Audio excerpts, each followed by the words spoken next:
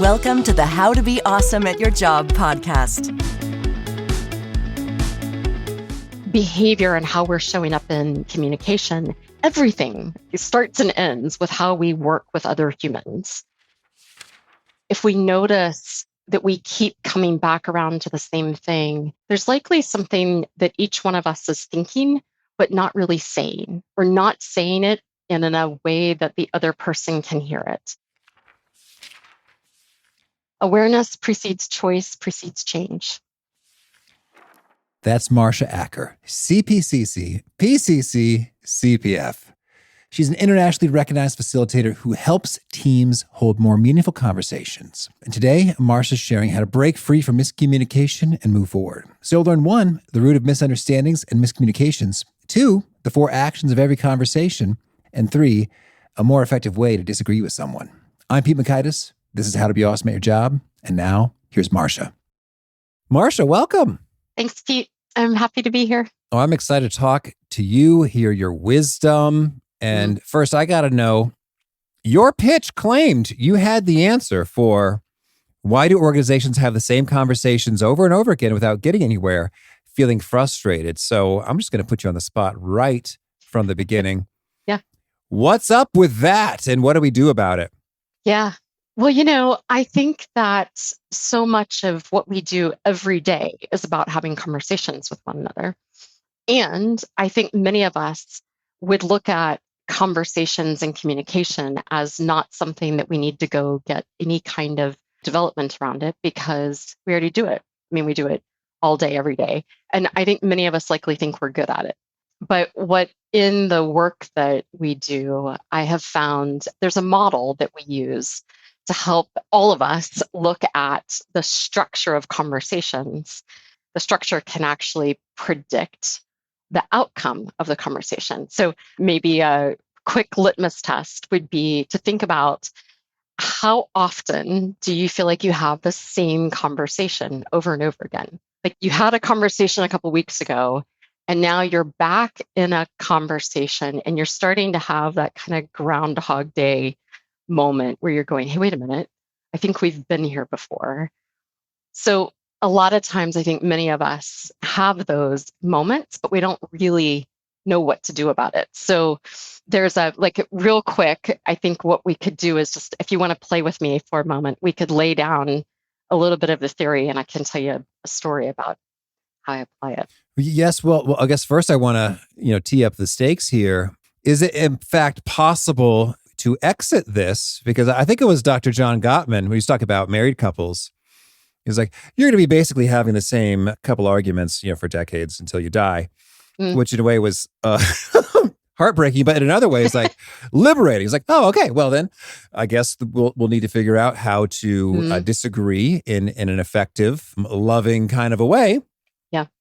But are you suggesting that no, we are not doomed to this fate? I think that if we notice that we keep coming back around to the same thing, the way I think about conversations is there's likely something that each one of us is thinking, but not really saying, or not saying it in a way that the other person can hear it. And so that leaves both of us in some way kind of leaving the conversation with a piece that we're thinking, but not saying. And I think that's part of the work to do is can we be in the conversation and actually be authentic and be effective in how we're communicating with one another. Okay, so so is it your premise that should we find a means of effectively articulating the unsaid, then we will escape the groundhog loop? I think when we're able to really fully name what's happening for us, yes, because we can escape the groundhog loop because both of us are able to work with new information or new data that comes into the conversation. So that's partly what enables us to change the nature of the outcome. Okay, cool. And so you said then in order to pull this off, you want to cover some conceptual territory? Yes. Well, go for it. So it's work that comes from David Cantor in his theory of structural dynamics, theory of face-to-face communication. And basically what it says is that everything that we're saying can be coded. And if we can code a conversation, that's partly what will allow us to change the nature of it. So there's quite a bit of depth to it, but the very simplest way to start is in action. So really everything that we're saying can be coded into one of only 4 actions, everything in conversation. So the 4 actions are, one is to set a move, which is to set direction in a conversation. So move often points. You just made a move when you said, let's hear what you have to say about the theory. That would be a move. The second action is to follow. So the follow gets behind or supports what's happening in the conversation. The third is to oppose. So oppose offers correction. It says, hey, hold on, stop, wait a minute. And then the fourth is a bystand. And a bystand offers a morally neutral comment about what's happening in a conversation. So, to bystand, I might say, I'm noticing I'm really engaged in a conversation right now. It just puts some data into the conversation. So someone could make a move and say, let's go get ice cream. Someone could follow and say, that sounds good to me. A third person might say, nope, don't like it, don't want to go. And a fourth person might say, well, I'm noticing we have 2 different ideas about what we're going to do. What do we want to do next? So it sort of prompts for a new move. I'm fixating on the, I think, did you say innocent, or maybe I just added that myself because innocent bystander can tend to go together, like in comic books or something. Yeah. That's innocent bystander. No, just the bystand. Mm-hmm. To bystand, you said that it's just an observation. It doesn't have like judgment Correct. to it. But I don't know, in some ways, I don't know, it almost feels like it can be. It's like, I'm noticing that your eyes are dimming and you are growling. Yes. It's like, yes. There's almost sort of the implications almost like, you're behaving angrily and inappropriately in this context. So I don't know. This is too much detail, it's but great. No. So here's what's really great about it, right? So what you're naming is, a lot of times I think in conversation, what happens is we say one thing, so we voice one thing. And if you were just simply coding the conversation, you might code that as a bystand. But, I'm on the receiving end of it and I'm going, that doesn't feel like I'm not experiencing it as a morally neutral statement because it feels like it's loaded up behind it. And so a lot of times when that's happening, what we're doing is we're saying one thing, but we intend another. So I'm speaking a bystand, but I've got judgment behind it. And so I'm really intending an oppose. I see. Okay. Right? Oh. Levels and layers. Right. Well, that's the tricky part. So I'll tell you a quick story. My daughter, when she was much younger, I called it our Groundhog Day conversation. But it would be the get your shoes on, please conversation. And I would make a move and I'd say, hey, Lauren, the bus will be in here in 10 minutes. I need you to get your shoes on. And her response would be, okay. Walk away, come back. Bus will be here in 5 minutes. Need you to get your shoes on. Okay. 5 minutes later, at the door. And what I would turn around and say, Lauren, the bus is here. Let's go. And there's, a little girl at the end of the hallway screaming because she says, I don't have my shoes on. And so we had this pattern. I was making moves and she was voicing a follow. She said, okay, but she intended an oppose. It's not what she meant. And it sets up this pattern of we're saying one thing, but we mean another. And it creates what we call, in the structure of coding it creates a covert action. So what happens is the oppose, both in your example of you're bystanding, but what's really behind it is a covert opposition. My daughter was doing the same thing. She would voice a follow, but she would intend an oppose. Now, why is that? Well, she might have, somewhere along the way, I might have laid down the expectations that you're not allowed to tell me no, or, I need you to do something different. So what I learned was that was really much more about, she does this, she's a teenager now, and we can still get into this pattern because So what happens is that we'll have one or two of these actions that we can tend to do more in our behavior, particularly in different systems. So in my home space, I'm often, the one with her making moves, and I'm sort of expecting her to follow. But what's not helpful is that she's quite independent, even as a little person, definitely as a teenager, she's quite independent. And so, one of the ways that I started to change our stuck conversation, our stuck Groundhog Day conversation, was I stopped being the one making all of the moves. And I'd start to enter that conversation differently with the intent to give her the space to make the move that I could follow.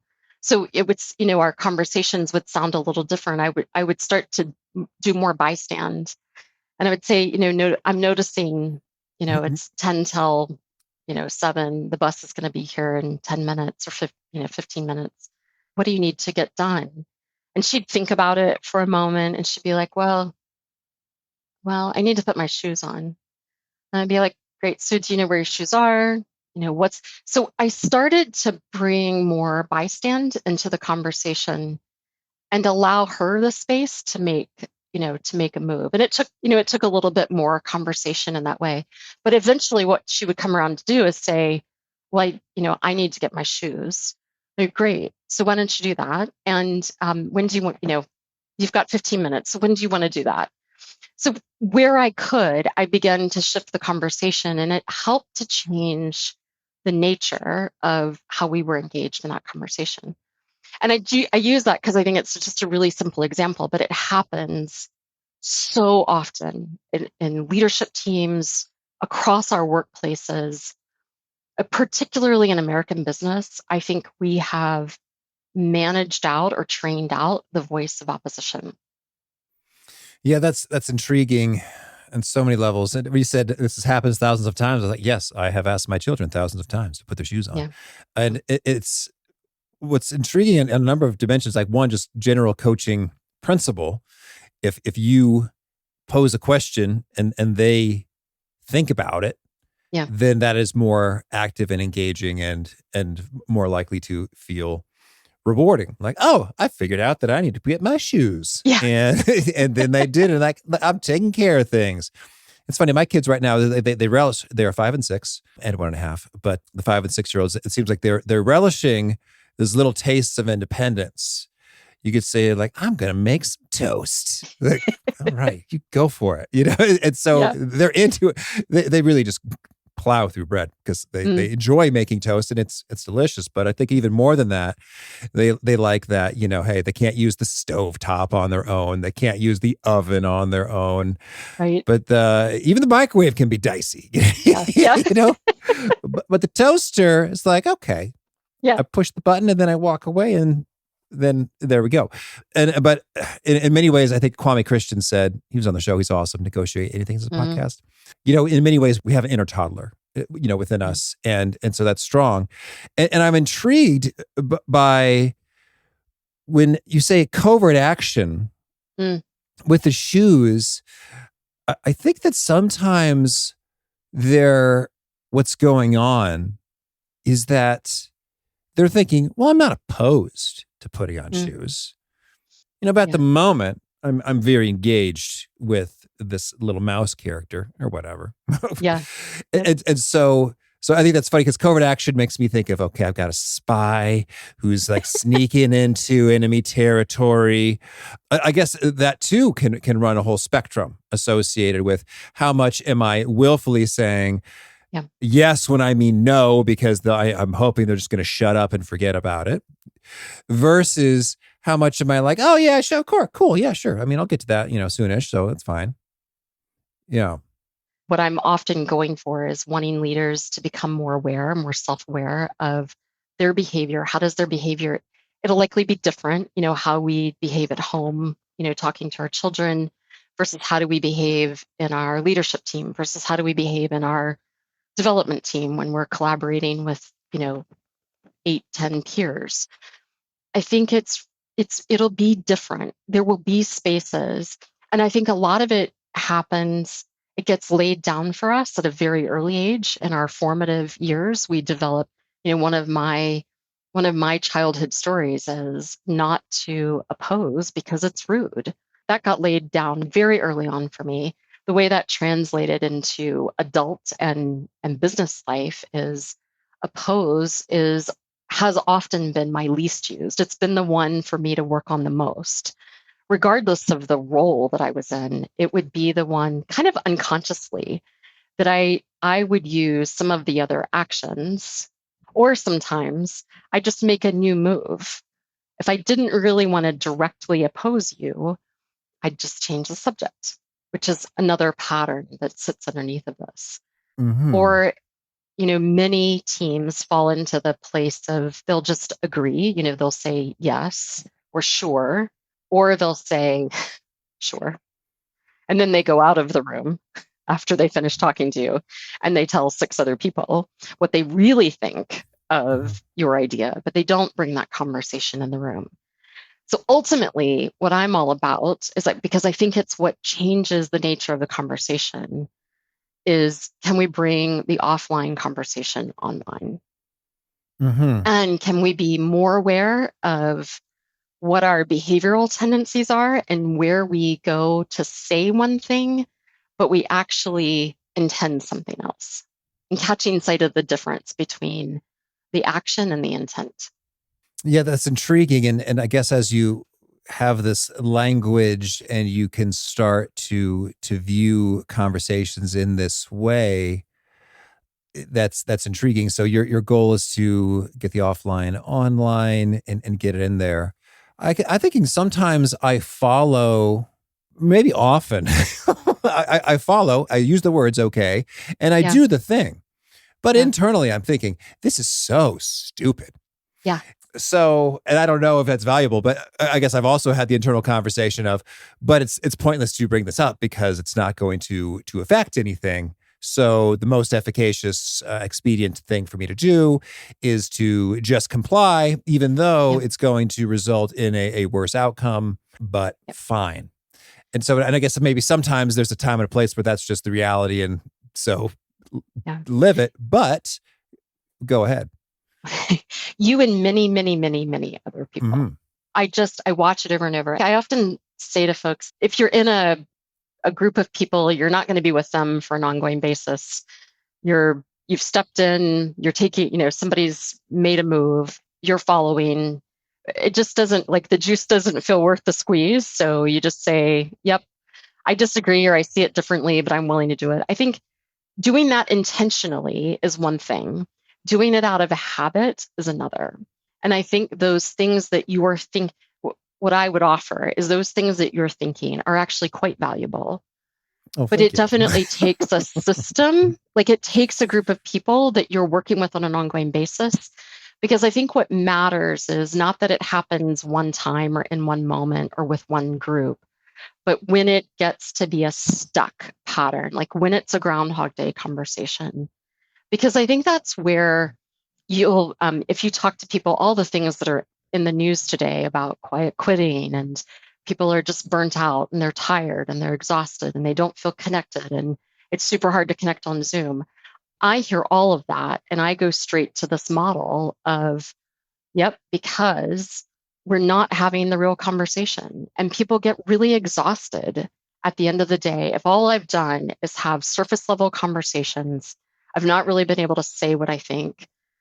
I don't think anybody wants to listen. So I just sort of fall into this victim mode or this apathetic mode. And I get into doing this sort of, I'll just show up and do the thing until I can do something better. Like, none of us want to work in that kind of setting or in that kind of situation. So I always bring it back to, well, I wonder what the pattern is. I wonder which of these actions is being voiced and which are missing, because those patterns, like things that keep recurring, there will be data in that. And so I'm a huge advocate for teams, leaders at any level, building the muscle of, can we have the real conversation? Can we bring the real conversation online? And it takes time. It's not a one-time fix. Mm-hmm. That's good. So that's the main thing, is having the real conversation. This reminds me, we had Amy Edmondson on a couple times talking psychological safety. Any pro tips for how we can have the real conversation more often. One, we got some coding, we got some awareness. That's Yeah. cool. Anything else in terms of building our own conversational courage and or creating an environment where people feel more comfortable speaking up? Yeah. I think the work is highly correlated to Amy's work. Actually, Amy Edmondson and David Cantor worked together at Harvard. So both of their theories are quite distinctly linked. It does take, container building or creating the space. I often say sometimes it can be just helpful to introduce your team to the 4-player model as a way to name that actually we need all 4 of these actions in a conversation in order for them to be effective. So sometimes just all of us starting to gain awareness that we need all 4 and be watching for when we're not hearing one of them. So I think that's, one way. Oh, that's great. You just that's pretty simple. You just highlight, hey, this is what's up. And then someone might say, hey, I noticed that nobody opposed anything over this whole 3-hour meeting. Yes. That's interesting. Exactly. Are we all just coincidentally in unilateral consensus agreement? Yes. What? Yes. What are the odds? Or is someone not saying something that needs to be said? Yeah. And actually, Pete, what I love about what you're doing is that you're doing it with a little bit of humor. And I think that is key to some of this work, is to find a way to make it light and humorous rather than, I realized many years ago as I was starting to introduce this model to teams and leaders, and so they'd take it and they'd be so excited and they'd go off to the next meeting. And it was like, you have made too many moves. You need to stop that, with a bit of finger pointing.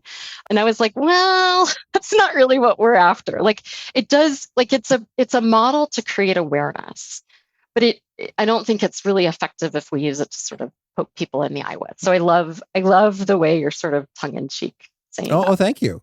Well, and when it comes to opposing, I'm curious, do you have any, because I don't know, maybe it's just me, but I imagine for many that might be the spookiest of the 4 to step up and do.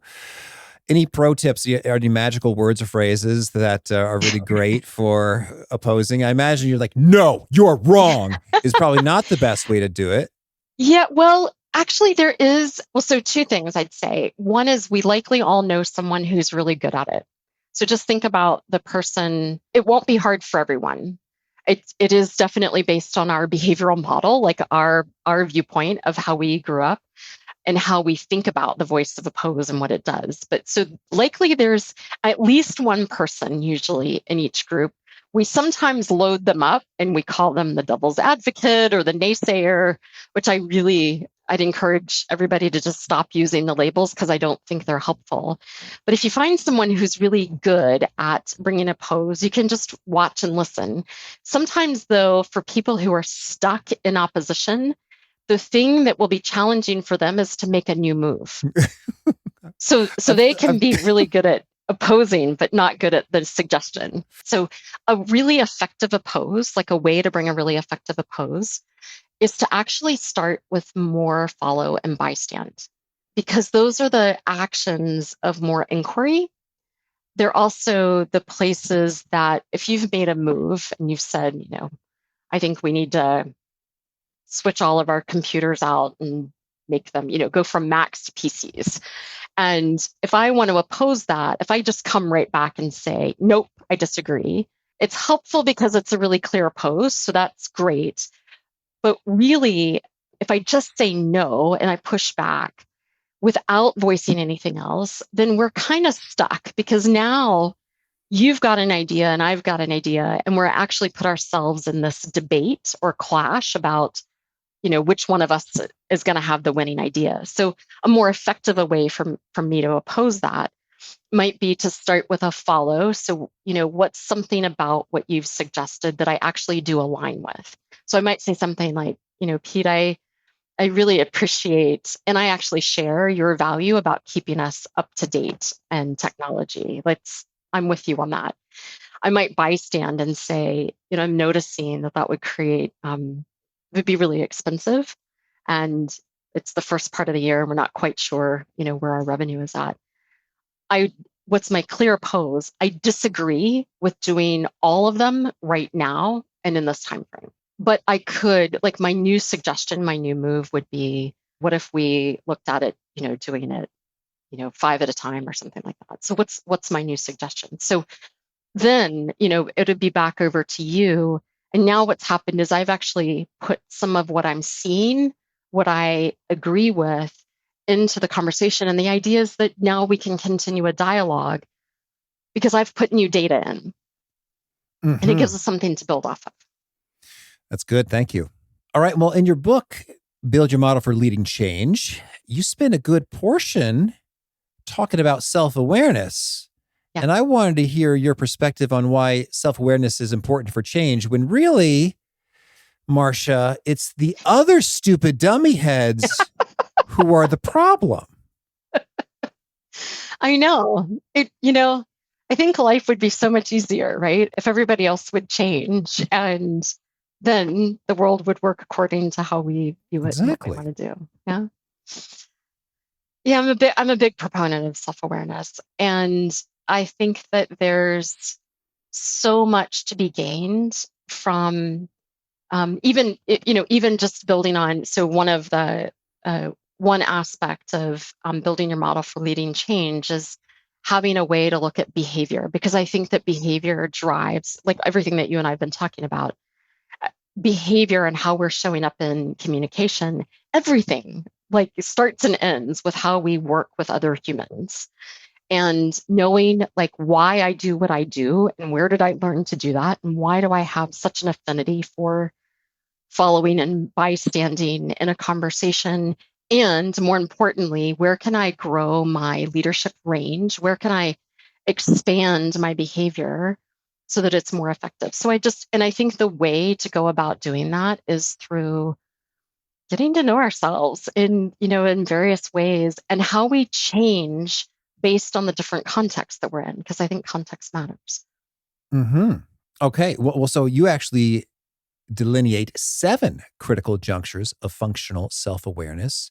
Yeah. Could you give us the 1-minute version of what are each of these critical junctures? Yeah.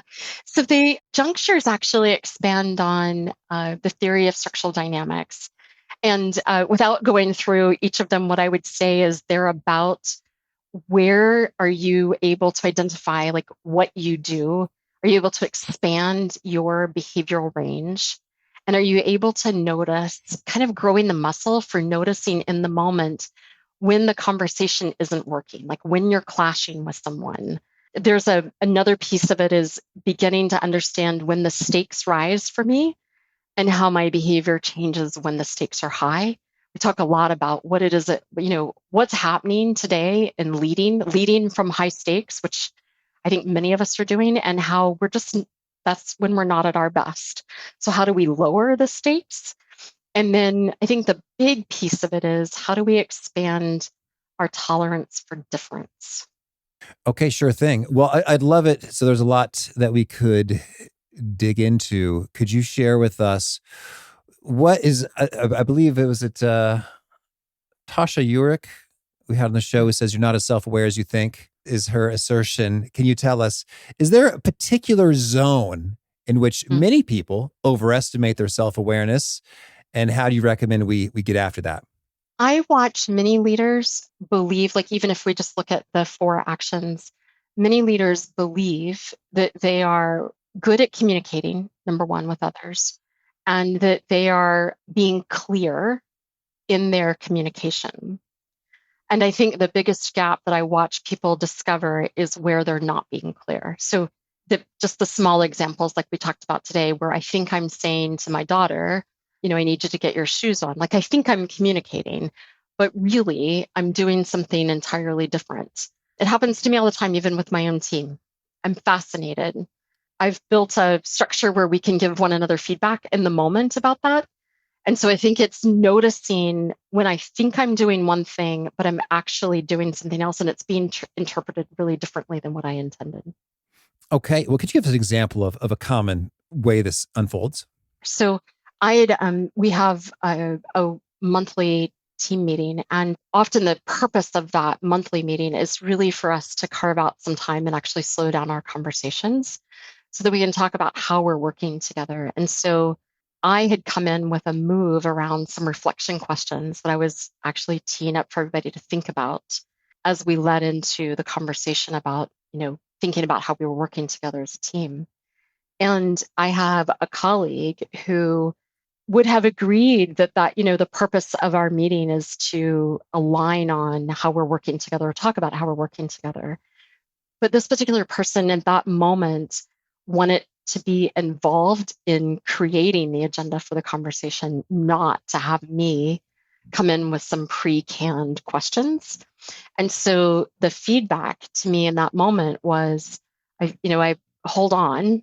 I think we set out with the intention to have a conversation about how we work together. And I feel like I'm being driven to your agenda, not a collective agenda that we would create together. And I think the stakes were pretty high for that person because it's risky to say that. I think it's really risky to name it. In that moment, so the stakes were pretty high for me in that moment because I kept thinking, it's not what I intended. I felt quite misunderstood. And I felt like I was being accused of something that was really not my intent at all. And so it was in the moment of actually being able to park any further forward movement and talk about where the mishap was, where the misunderstanding was, that we were able to take what was a fairly high stakes moment. And then I began to realize, okay, so it's not so much an opposition. It was an oppose, but not necessarily to the intent, but it was definitely an oppose to how I started it off. And it became a really, really fabulous conversation afterwards. So that sort of friction moment led to a much deeper conversation about how we work and, where some of that pattern, even that dynamic that showed up, how it shows up in other places.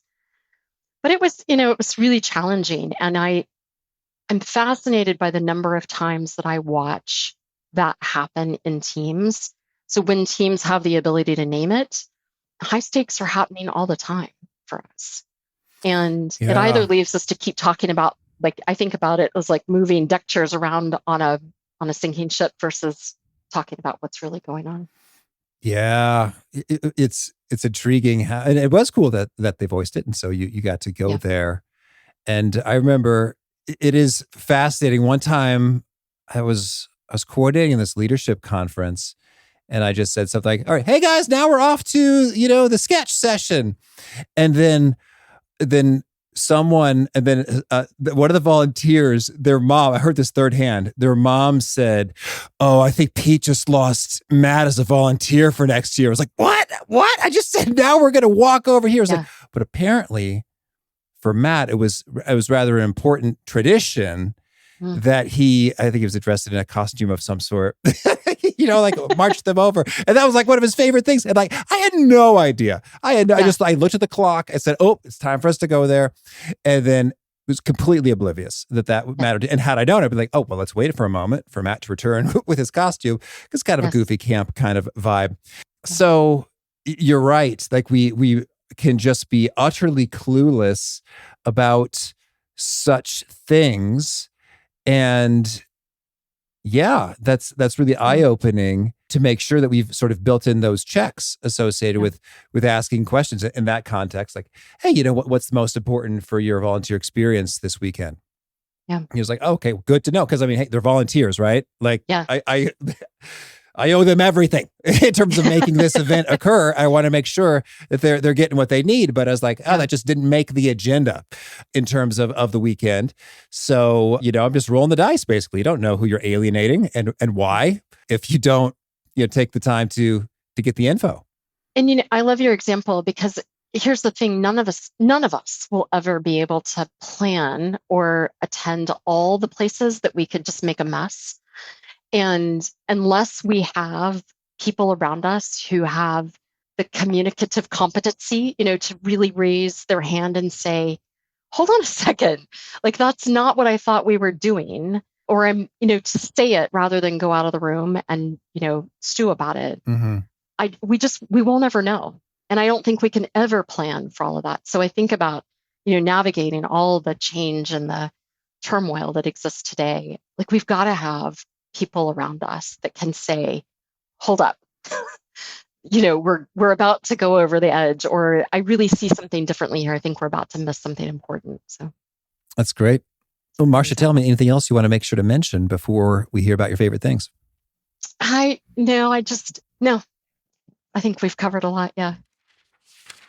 Marsha's about to share some of her favorite things. One of my favorite things is our sponsors. Check them out. One sponsor to check out is Bamboo HR. I love owning my own business, but I do not love doing government compliancy things. HR is hard, but Bamboo HR is easy. Bamboo HR is a powerful yet flexible all-in-one HR solution for your growing business. Wrangling benefits, onboarding, performance, recruiting, reporting, vacation time, trainings, oh my, can take hours. But with Bamboo HR, it can take mere minutes. Setting up a demo account is ridiculously easy. I didn't have to coordinate calendars to schedule a demo with a sales rep. Nope. I just created a sample account with sample data within 3 minutes of visiting their website, so I could immediately behold its vast capabilities. The software is genuinely beautiful in its breadth and simplicity. No wonder 34,000 companies trust Bamboo HR with their HR needs. So reclaim your time and check out the free demo at bamboohr.com/free demo. See for yourself all that Bamboo HR can do and how truly affordable it can be too. That's bamboohr.com/free demo. One more time, bamboohr.com/free demo. One sponsor to check out is EarthBreeze. I recently saw a Netflix documentary that talks about all the plastic that we throw away and we try to recycle, but it doesn't really get recycled. So I've been trying to reduce my plastic, and the most wonderful way that I've been doing so has been skipping those gigantic laundry detergent bottles for EarthBreeze detergent sheets. EarthBreeze detergent comes in super convenient cardboard, plastic-free packaging, so it's much more eco-friendly than your normal detergent. And I love how portable and quick and easy they are, and I save a pretty reasonable amount of time skipping having to carefully pour and measure liquid detergent into the machine by just tossing a quick and easy sheet in there. I personally like their scent-free version, so check out EarthBreeze for an easy way to get clean clothes without the plastic waste and get 40% off with your subscription at earthbreeze.com/awesome. That's earthbreeze.com/awesome. Well, now could you share with us a favorite quote, something you find inspiring? It comes from James Hume, and he says the art of communication is the language of leadership. All right. And a favorite study or experiment or bit of research? There's some, I ran across this research actually a couple of weeks ago. It really resonated. It's still along the same lines, but it was done by Zipdo. So I think you could go to Google and search. It was done July of last year. They found that 85% of employees at all levels experience conflict to some degree, and that 60 to 80% of difficulties in organizations come from strained relationships. So I found that information fascinating. Mm-hmm. And a favorite book? There's a book by William Isaacs. It's been around for some time, called The Dialogue and the Art of Thinking Together. Mm-hmm. Okay. And a favorite tool, something you use to be awesome at your job? A journal. All right. And a favorite habit? I wake up each morning before everybody else. I have a nice cup of coffee and I journal. All right. And is there a key nugget you share that really seems to connect and resonate with folks? They quote it back to you often? I'm known for saying this phrase a lot. Awareness precedes choice, precedes change. Mm-hmm. And if folks want to learn more or get in touch, where would you point them? You can find me on LinkedIn, Marsha Acker. So I'm happy to connect with folks. And then you can read about the book at buildyourmodel.com. And you can also find me at teamcatapult.com. And if you go to teamcatapult.com, there is a read the room. So read-the-room. You can download a handout about what we've been talking about today. Okay. And do you have a final challenge or call to action for folks looking to be awesome at their jobs? Find a way to elevate dialogue. All right. Marsha, this has been a treat. I wish you many enriching conversations. Thanks, Pete. I really loved what Marsha had to say about self-awareness, and some dots were connecting for me with regard to Tasha Eurich saying we're not as self-aware as we think we are. And I thought, well, I think I'm self-aware, but wait a minute, I guess everybody thinks that. I think perhaps many of us are fairly self-aware in terms of we understand what are our strengths, what are our weaknesses, what are our energizers, what are our stressors, what are the environments where we tend to thrive, what are the environments where we tend to struggle. But I would imagine most of us are less self-aware in the domain of how do I come across and how am I being perceived? Because how often do you ask? And how often do people proactively let you know? If it's not a good thing, they probably don't do it very often because that comes at great risk to them. Feedback truly is a gift. It's rare and precious for these reasons. It comes at a cost and a risk. And so that gets me thinking. We are probably very not so self-aware on how we come across unless we proactively seek that out and ask it. And we may get some surprises. I was surprised to learn, for example, some folks wondered if I was for real. Like this guy, Pete, he's a little much. I don't know if he's for real.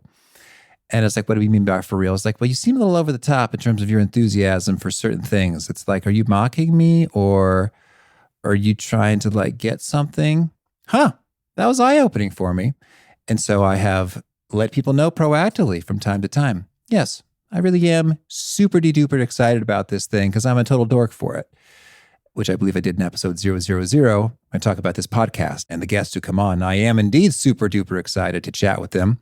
Because, well, we've rejected 98.9% of pitches that were not them. We'd spot on the calendar for weeks. I'm into this stuff. And when we finally get together, oh boy, it's on. Much enthusiasm. And it's for real and genuine, if you're ever curious. So that's that story. And if I'm not into them, we just don't publish those episodes. So there you have it. If you would like to check out summary write-up of this conversation, of the actual wisdom there, as well as unlock the whole archive of all of these summary conversation, actionable tidbits, that's found at awesomeatyourjob.com. It's the Gold Nuggets is the email subscription. I recommend you do. It's totally free. Hop on by, awesomeatyourjob.com. Subscribe to the Gold Nugget for emails. And if you want to see the particular transcript and links to bits that we've mentioned on this episode, visit awesomeatyourjob.com/EP949. Hope to catch you next time, and peace. Thanks for listening. To get the most out of the show, we recommend 2 key things. First, check out the extra resources at awesomeatyourjob.com. You can find this episode's transcript and links, as well as the perfect episode for your situation. You can search the full-text transcripts of hundreds of episodes or explore episodes tagged by topic and competency covered.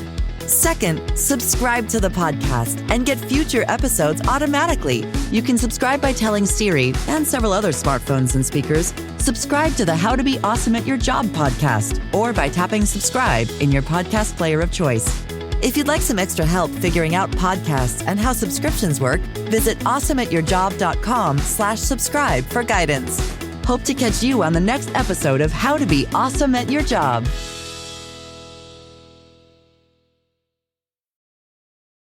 This is your before and after story. Prepare for an incredible career in nursing. At Southeastern College, experience expert hands-on training. Learn real-world skills in our professional lab and simulated settings. And train for opportunities as a practical nurse, registered nurse, or career advancement with our RN to BSN program. At Southeastern College, your future is bright. Visit sec.edu to get started.